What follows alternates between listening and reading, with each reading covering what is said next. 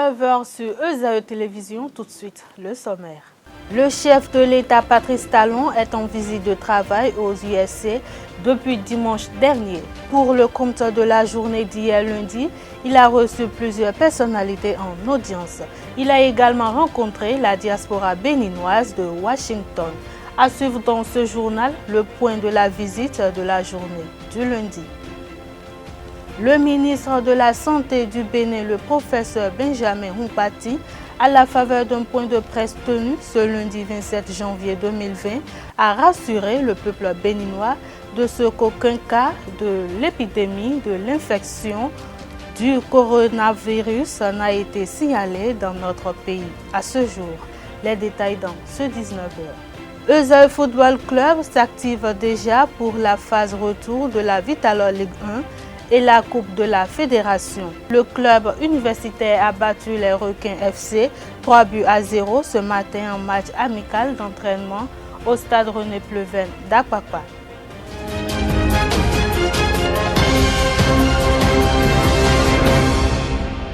À nouveau, bonsoir.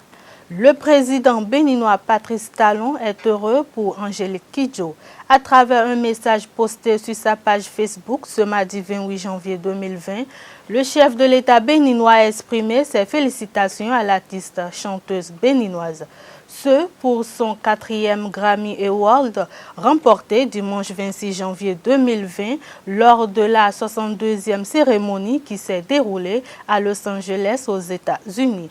Pour le président de la République, cette récompense est le fruit de longues années d'abnégation, de résilience et de travail acharné de la star Angélique Kidjo. À tous les Béninois, Patrice Talon fait savoir que la chanteuse est un exemple et une source d'inspiration. Le chef de l'État Patrice Talon est en visite de travail aux États-Unis depuis dimanche dernier. Pour le compte de la journée d'hier lundi, il a reçu plusieurs personnalités en audience. Il a également rencontré la diaspora béninoise de Washington. Le point donc de cette première journée de travail sur le récit de Anita Marcos.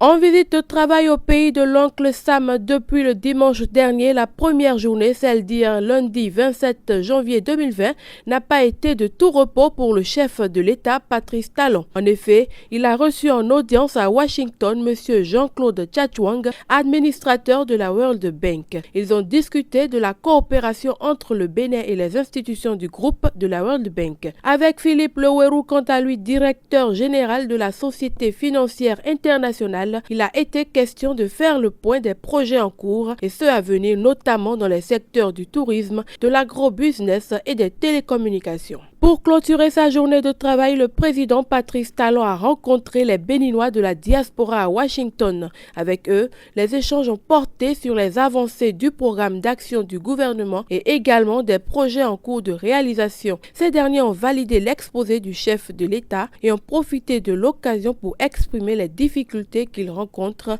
aux États-Unis d'Amérique. À la faveur d'un point de presse tenu ce lundi 27 janvier 2020, le ministre de la Santé du Bénin, le professeur Benjamin Humpati, a rassuré le peuple béninois de ce qu'aucun cas de l'épidémie de l'infection au coronavirus n'a été signalé dans notre pays à ce jour. Je vous invite à suivre le ministre Benjamin Humpati pour plus de précisions.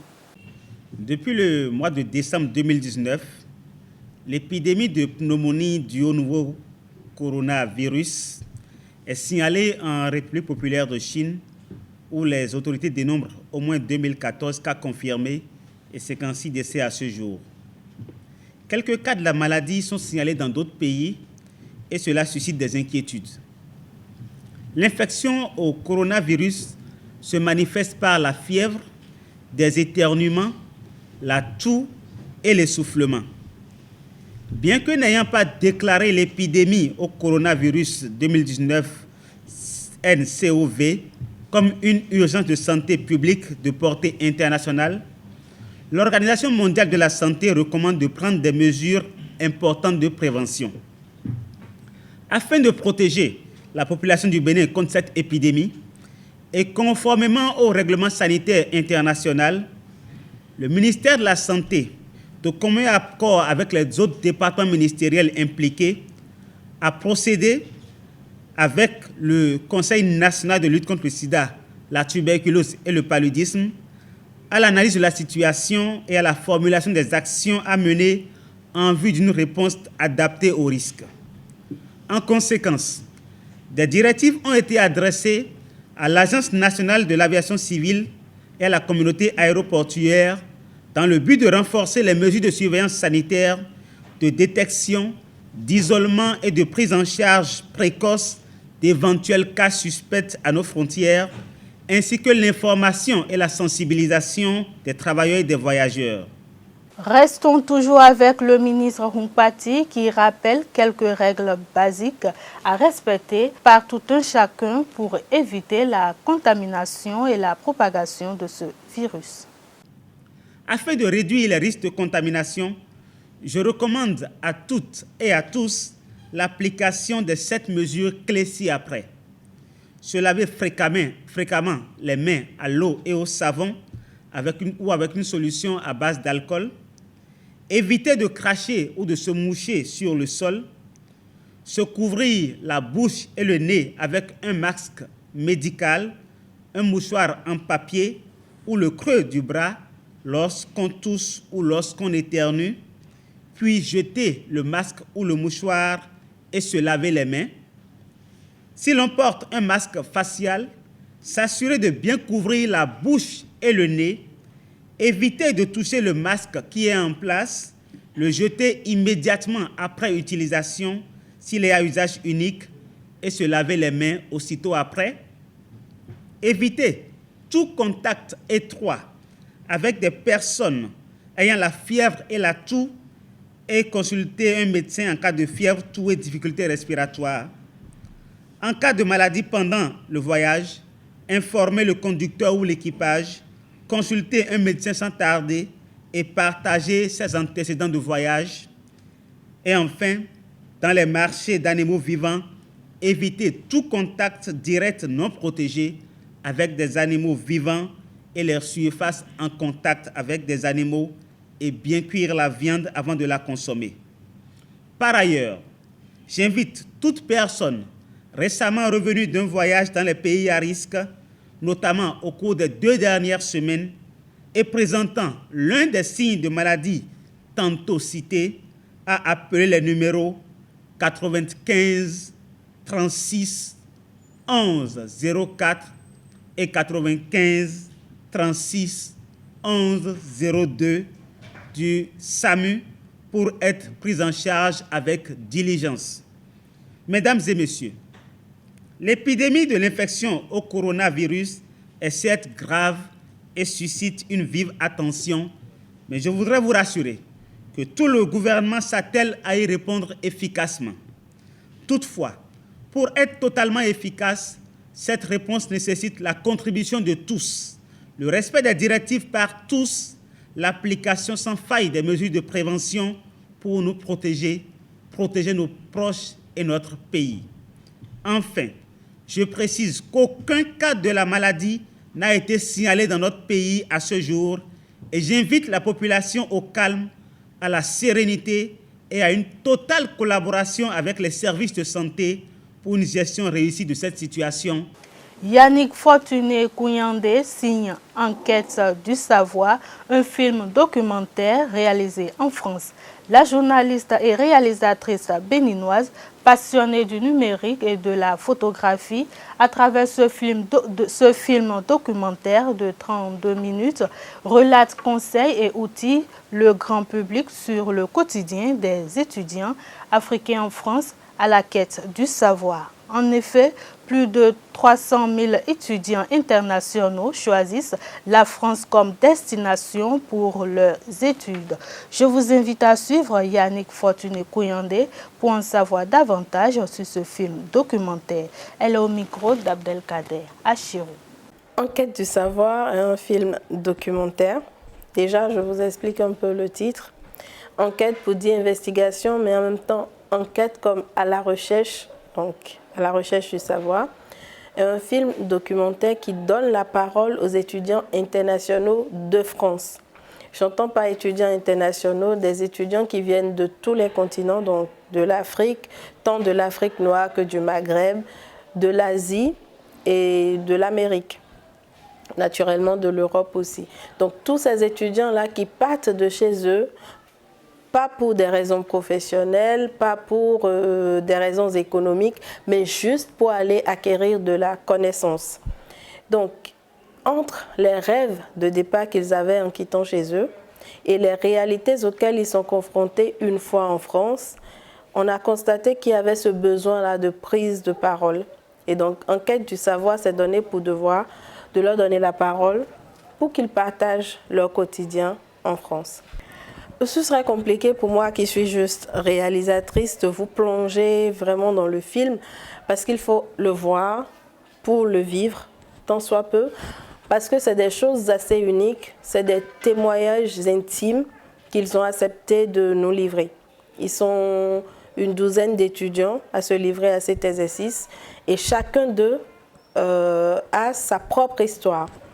Et donc, pour vous permettre une certaine immersion dans le film, vous avez par exemple des extraits d'étudiants qui ont choisi, parce qu'ils choisissent la France pour plusieurs raisons, et entre autres parce que nous partageons une langue, la langue française. Et une fois arrivés là-bas, ils découvrent que le français de la francophonie n'est pas forcément le français de la France. Donc, avec Enquête du savoir, vous avez cette révélation-là, par exemple. Ce n'est pas parce que nous parlons français au Bénin qu'on parle le français de la France. Il faut que ce soit clair pour quelqu'un qui aspire à aller étudier en France, par exemple. Ensuite, les questions de location. Ce n'est pas comme ici, il suffit d'avoir de l'argent, vous négociez avec un propriétaire et vous êtes locataire. Ce n'est pas si simple. Il faut faire des démarches, avoir une location a des implications et tout ça est relaté dans le film. Il y a eu des étudiants qui se sont retrouvés là-bas pendant 3 mois sans logement. Et donc, c'est plus intéressant d'entendre quelqu'un qui l'a vécu le dire qu'une réalisatrice vous redit cela. Donc, voir Enquête du savoir vous permettrait de connaître tous ces détails-là. Et à côté de ça, nous sommes quand même dans un pays européen où, même si on ne le dit pas officiellement, le racisme a encore son droit. Donc, Enquête du savoir donne toujours la parole à ces étudiants qui expliquent un peu comment est-ce qu'ils vivent ce phénomène-là dans le milieu estudiantin. Parce que pour étudier, pour quand même aller à la quête du savoir, il faut une certaine stabilité. Et quand on vous fait clairement comprendre que vous n'êtes pas chez vous, que vous n'êtes pas à votre place, ça peut avoir des incidences psychologiques. Donc, ils ont bien voulu partager ces faits à travers des anecdotes avec nous. Vous avez également les questions économiques. Être étudiant et en même temps être travailleur. Faites des petits jobs, comme on dit, ou des jobs alimentaires. Ce qui n'est pas aussi très simple. Vous avez par exemple le cas d'un étudiant qui doit étudier jusqu'à 18h, ensuite rejoindre son travail à 18h30 déjà et finir à 1h et faire des TP et tout ce qui va avec. Donc voilà autant de situations que relate Enquête du savoir. À présent, la page sport pour mettre un terme à cette édition.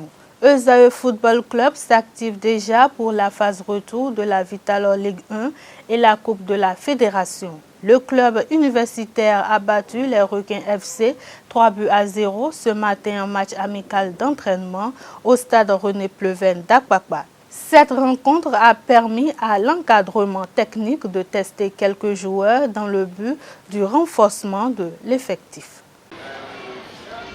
Sous le brouillard de l'Harmattan, ce mardi 28 janvier 2020 à René Pleven, ESAE Football Club profite du laps de temps pour tester 3 joueurs afin de renforcer son effectif lors d'un match amical contre Requins FC. J'avais prévu une séance aujourd'hui et les Requins m'ont demandé de jouer contre mon équipe. J'ai dit bon, ça m'arrange, cela me permettra de voir 2 ou 3 nouveaux joueurs que j'ai eu dans mon effectif. Donc j'ai accepté ce match pour pouvoir jauger le niveau des 2 ou 3 joueurs qui sont venus nouvellement dans mon équipe. ESAE a remporté la partie 3-0 avec une réalisation de l'une des nouvelles recrues, l'avancante ghanéenne à Samoa. Le coach Richard Biot, au-delà de la victoire, se satisfait de la prestation de ce dernier ainsi que celle des 2 autres. Ça va, c'est de bons footballeurs. On sent que bon, le B.A.B.A. est là. Vous savez, les footballeurs, le reste, ça revient aux entraîneurs de les cadrer. Mais le B.A.B.A. est là, donc on va voir le reste. L'équipe a besoin d'un buteur afin d'être plus efficace dans le jeu. Nous, on a besoin de renfort, surtout devant, parce que là, on a besoin d'avant-centre. Je crois qu'il y a un qui fait partie des 3 nouveaux. Et qui va apporter un plus à notre équipe. L'intégration et l'apport de ces 3 nouveaux universitaires vont être évalués au fil des matchs. Déjà ce dimanche 2 février, 2 vont effectuer le déplacement de la République démocratique du Congo dans le cadre de la dernière journée des matchs de groupe de la Coupe de la Confédération face à DCMP. Ce match test a permis au nouvel entraîneur des Requins, Moudachirou Amadou, de tester également quelques joueurs pour le renforcement de son effectif. Avec son retour au Bercail, l'ancien capitaine des Écureuils, nommé à la tête de l'encadrement technique au cours de la phase aller, envisage redorer le blason des Awisi-Wassa grâce à son savoir-faire. Bon, d'abord, je ne suis pas revenu définitivement quand j'ai ma famille là-bas, tout ça. Donc, je suis venu effectivement pour fonctionner avec les Requins de l'Atlantique, leur apporter mon expérience que j'ai vécue en Allemagne toujours.